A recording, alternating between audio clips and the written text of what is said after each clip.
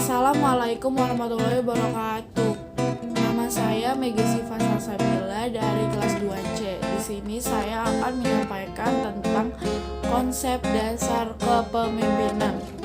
Yang pertama, ada pengertian dari kepemimpinan.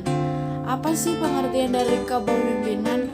Kepemimpinan ini di sini adalah suatu perilaku atau sikap seseorang yang memimpin organisasi atau kelompok. Yang kedua, ada tujuan-tujuan dari kepemimpinan.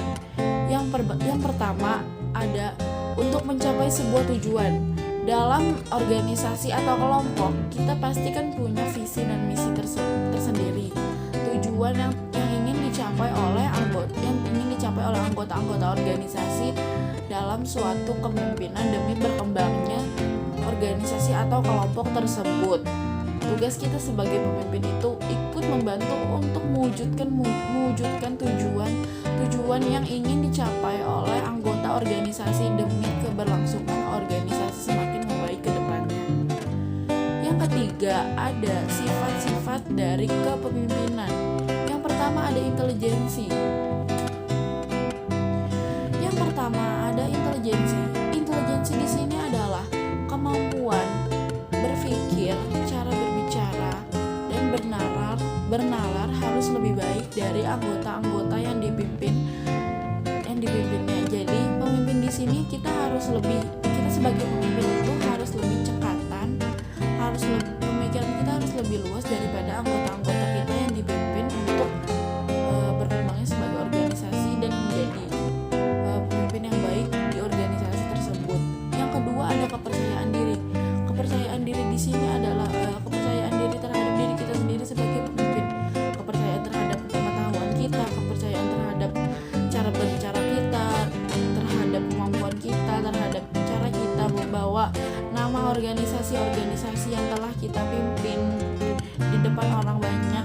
Dan yang terpenting adalah percaya terhadap skill yang kita miliki untuk berkembangnya organisasi yang kita jalani.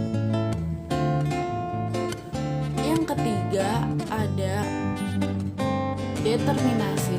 Determinasi ini di sini adalah untuk menyelesaikan pekerjaan dan mengarahkan anggota-anggota kita menjadi pribadi yang kreatif dan mengarahkan anggota kita untuk bekerja lebih giat demi kemajuan dari organisasi yang dipimpin oleh kita dan untuk keberlangsungan lebih baik anggota-anggota yang kita pimpin. Yang keempat ada integritas. Integritas ini adalah sikap pemimpin itu harus jujur, tidak boleh pilih kasih ataupun tidak boleh menghalalkan segala cara untuk suatu kesenangan salah satu anggota atau kesenangan seseorang. Jadi kita sebagai pemimpin itu harus adil.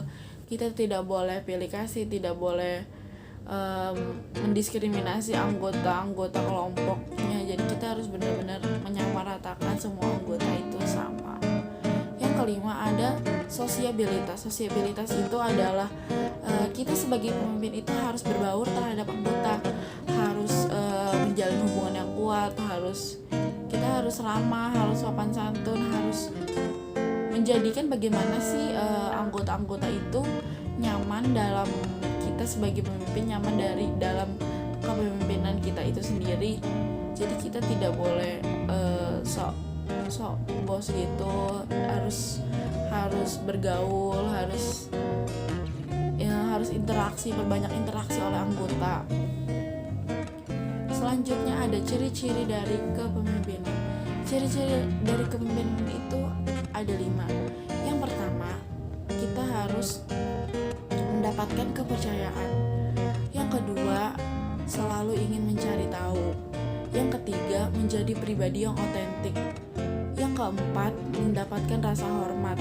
Yang kelima, mendapatkan kepercayaan dari anggota-anggota serta orang lain untuk menjalani kepemimpinan dalam organisasi atau kelompok. Selanjutnya ada fungsi-fungsi dari kepemimpinan. Yang pertama ada fungsi instruktif. Fungsi instruktif ini yang seperti kita tahu, instruktif itu kan perintah. Jadi fungsi instruktif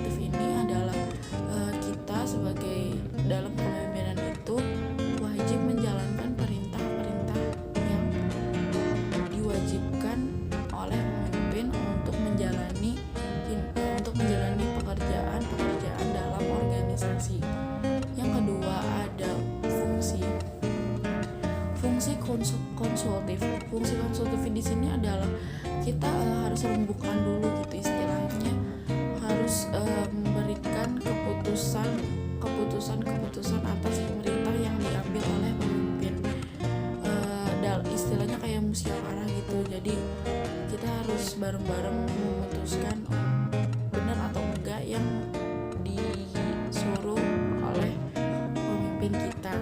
Selanjutnya ada fungsi delegasi.